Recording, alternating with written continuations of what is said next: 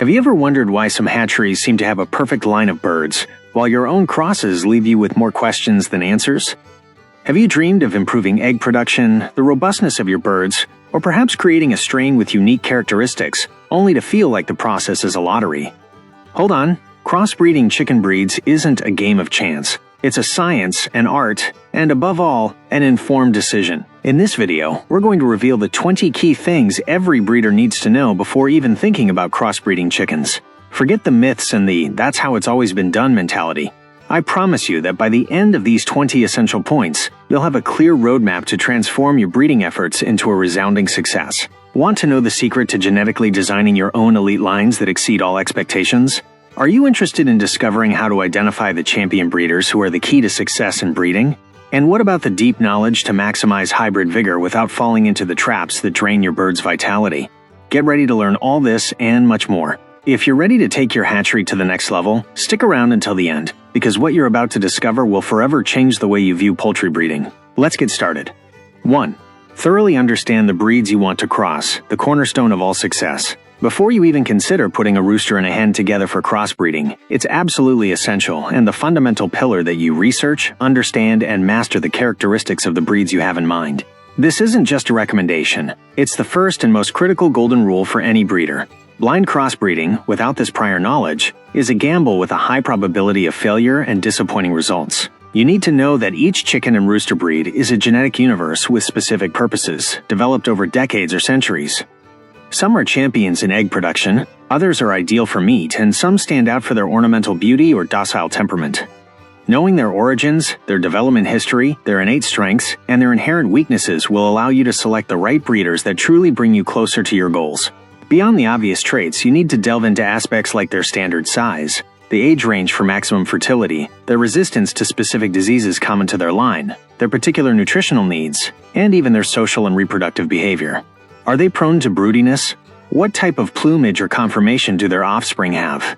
All this information will arm you with the foresight needed to avoid problems and maximize genetic potential. Simply put, investing time in studying and deeply understanding the breeds is the smartest decision you can make. It will be the compass that guides all your future crossbreeding decisions, allowing you to move from hope to genetic design and from randomness to creating a healthy, productive flock aligned with your goals as a breeder. 2. Master strategic cross-planning, designing the future of your new generations. Once you've internalized a deep understanding of the breeds you'll be working with, the next indispensable step is to master the strategic planning of your crosses. This means going beyond simply choosing a rooster and a hen. It involves creating a detailed action plan to achieve your specific genetic goals. Without this clear strategy, even with the best breeds, your efforts could be scattered, and the results inconsistent. Strategic planning means setting concrete goals for your offspring. Are you aiming for a 15% increase in egg production in the first generation? An improvement in feed conversion for meat? Or perhaps fixing a particular aesthetic trait within X number of generations?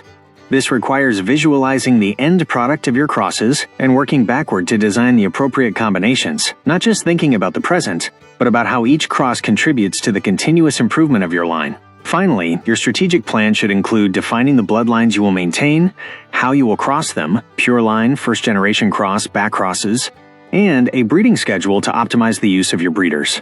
It's about making intentional decisions for each pairing, based on data and objectives, so you don't leave the genetic development of your flock to chance.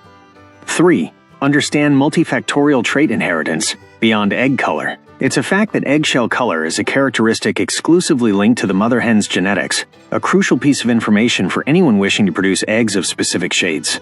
However, believing that inheritance is limited to this single trait is a mistake that can be costly in breeding. The overall quality of the egg goes far beyond color. Aspects like egg size, shape, shell quality, thickness and strength, and even the internal quality of the albumin and yolk are influenced by the genetics of both parents. A rooster with ancestry from hens that lay large, strong eggs can contribute significantly to these characteristics, even if he doesn't directly determine the color.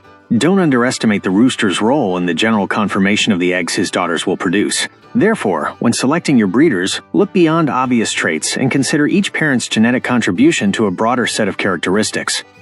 The interaction between the genes of both parents is complex and will determine the efficiency and overall quality of your future clutch's production. 4. Evaluate the advantages and disadvantages of hybrid birds. Hybrid chickens are the foundation of much commercial poultry production due to their impressive advantages, such as rapid growth, high egg production, and notable resistance to certain common diseases. If your goal is short-term productive efficiency and volume, crossbreeding for hybrids can be a very effective strategy, as long as you know the purebreds that originated them. However, it's crucial to understand that these advantages come with certain inherent disadvantages. Hybrid chickens often lack the strong maternal instinct of many purebreds, meaning you'll likely need incubators for hatching eggs. Furthermore, their hybrid vigor does not transfer to the next generation, which means you cannot breed them among themselves to maintain the same characteristics. You'll have to repeat the original purebred crosses. Therefore, before committing to hybrids, balance your expectations. If you're looking for a self-sufficient farm where hens incubate and raise their own chicks, hybrids might not be the best option.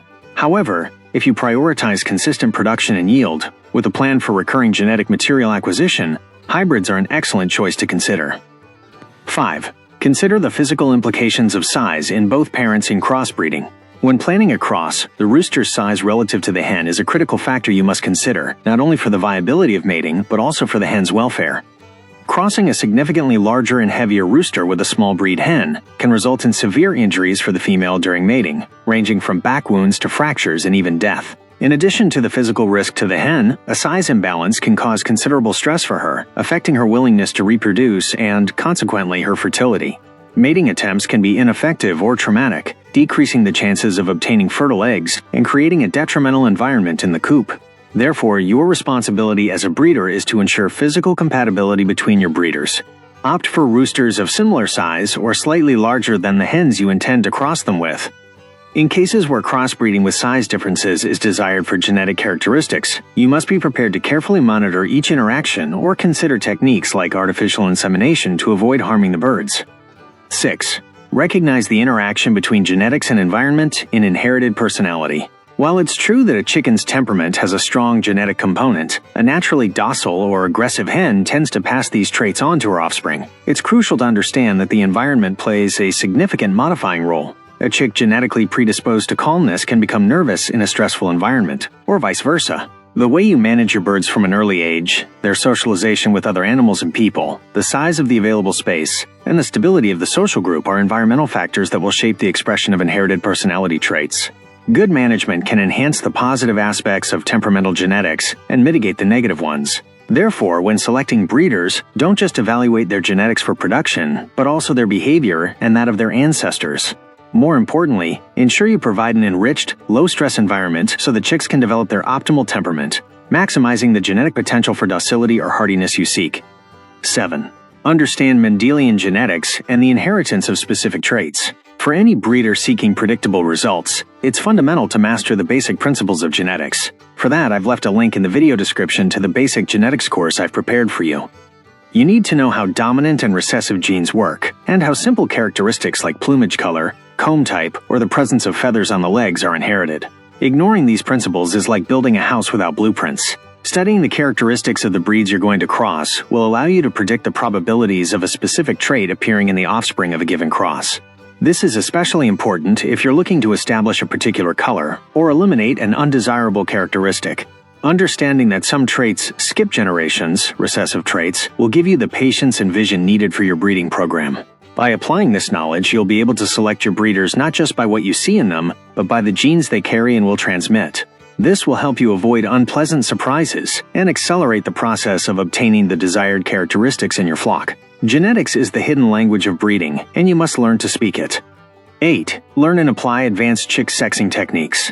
Distinguishing the sex of a newborn chick is a highly specialized skill that will save you time and resources, but it's crucial to understand that it's not simple and requires practice.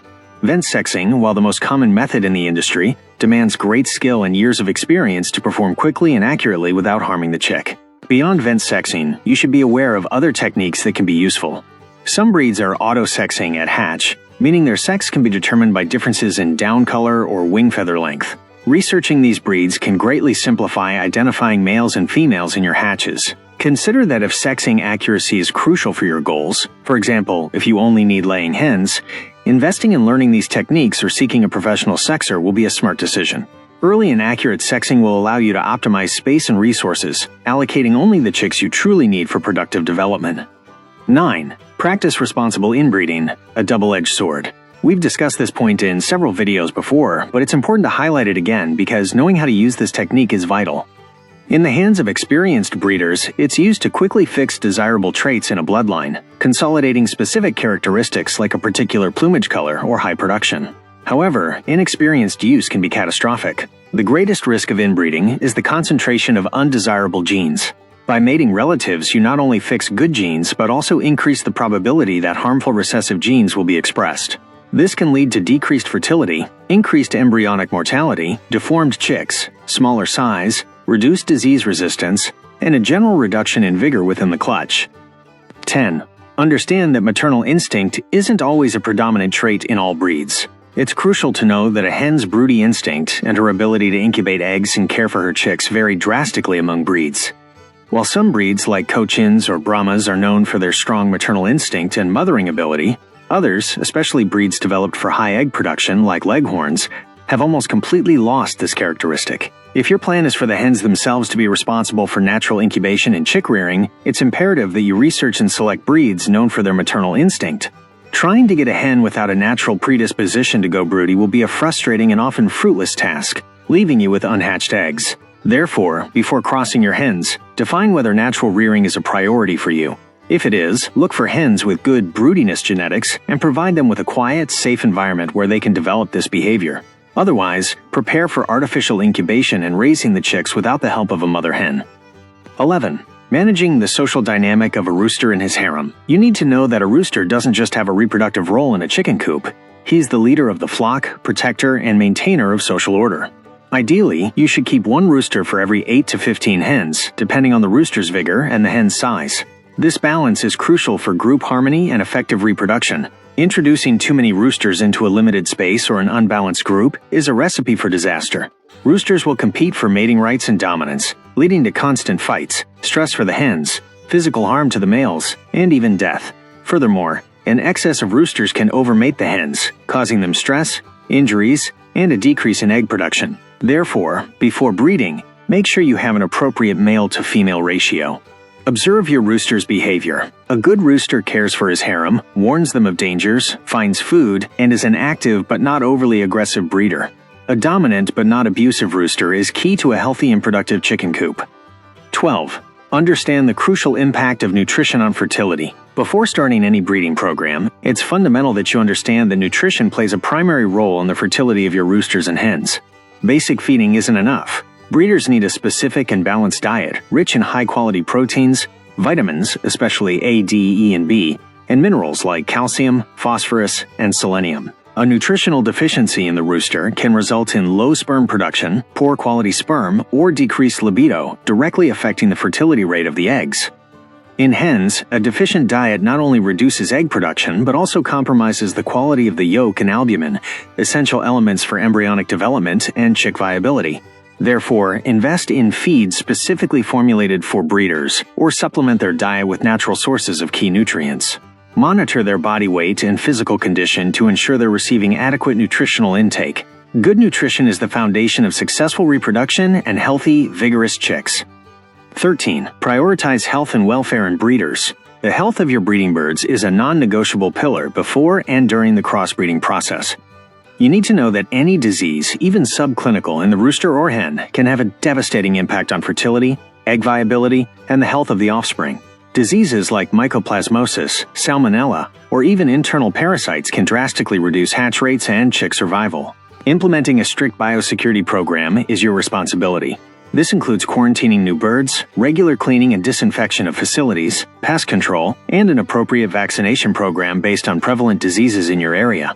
Prevention is always more effective and less costly than treating outbreaks. Finally, daily observe your breeders for any signs of illness, lameness, lethargy, or changes in behavior. A healthy animal is a fertile animal. Ensure they have access to fresh, clean water, enough space, and a stress-free environment to maximize their reproductive potential and guarantee robust offspring. 14. Explore and value the genetic variations of local breeds. Before deciding on commercial or standardized breeds, it's crucial that you research and appreciate the local or criollo chicken breeds in your region.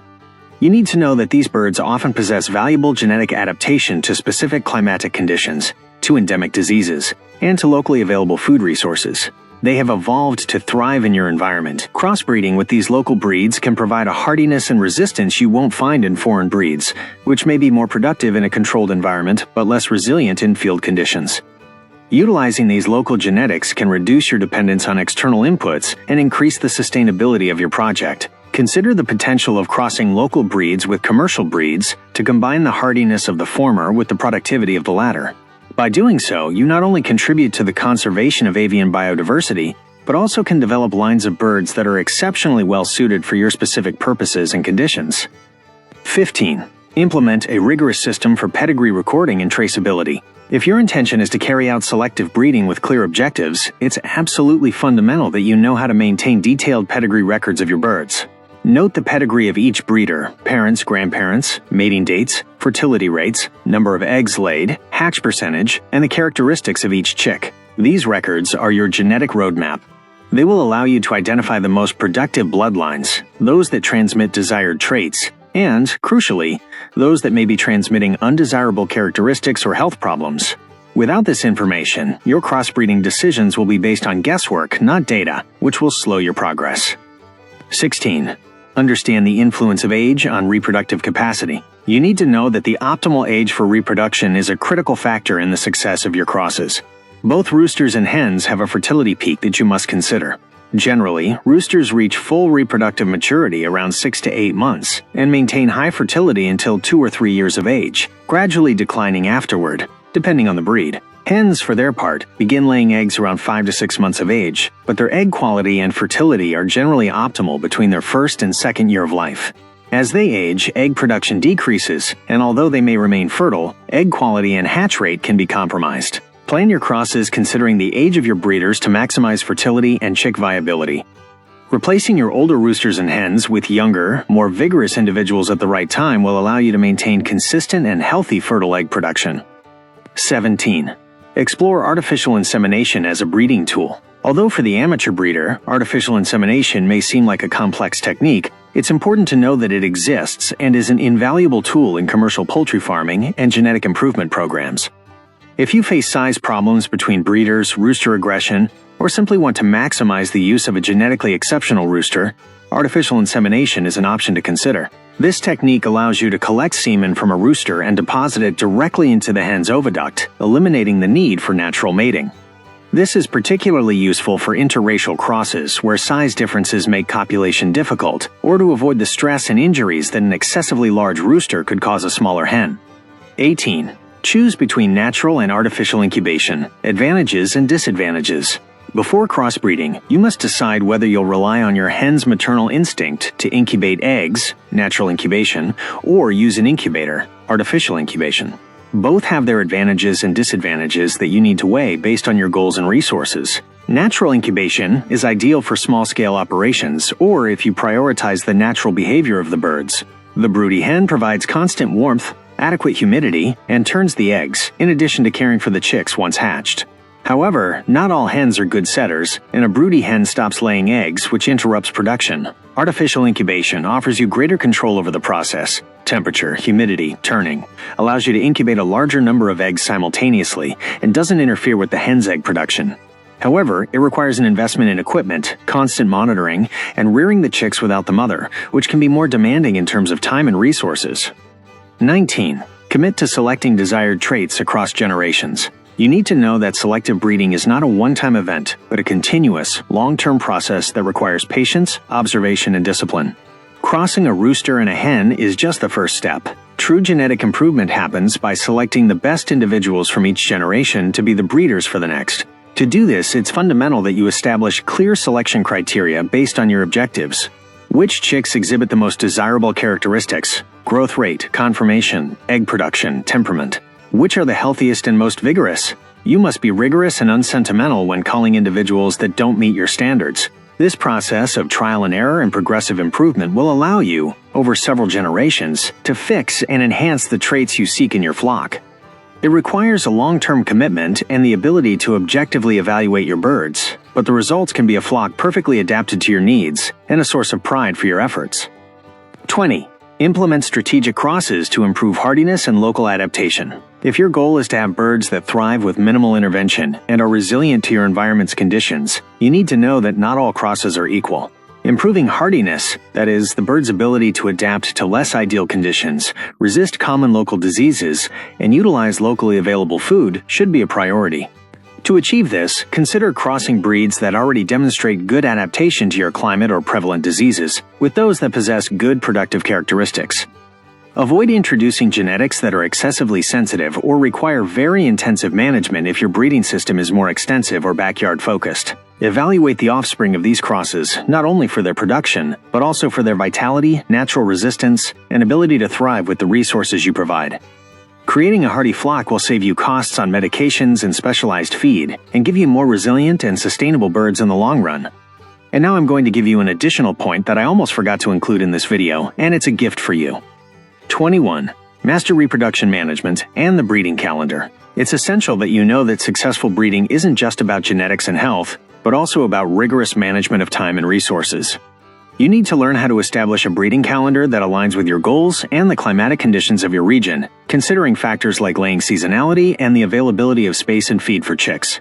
Effective management involves knowing when to introduce new roosters, rotate bloodlines to prevent inbreeding, and plan incubation cycles to have hatches at the most advantageous times. This could mean synchronizing births with the availability of fresh pastures or avoiding periods of extreme temperatures that could affect the chicks. Mastering this aspect will allow you to optimize your resources, minimize stress on your birds, and ensure that each cross has the best chance of success. A good breeder not only knows about chickens but also about planning and logistics, turning breeding into an efficient and rewarding process. There you have it, the 21 fundamental truths every breeder needs to know before attempting to crossbreed chicken breeds. From deep Mendelian genetics to impeccable breeding calendar management, each of these points is a pillar for building a hatchery that not only survives but truly thrives. If this video has opened your eyes to new possibilities, if it has given you the tools to make smarter decisions, and you feel ready to master the art of breeding, then I have a favor to ask. It's your time to join this community of passionate breeders. Subscribe to my channel now so you don't miss a single secret we're going to uncover. Give this video a big like if you felt it provided value. Leave a comment below telling me which of these 21 points you found most revealing, or what other topic you'd like us to explore. And of course, hit that notification bell so YouTube alerts you every time I upload a new video, because here, knowledge never stops. Together we're going to transform your vision of poultry breeding. To your success, fellow breeder. Until next time.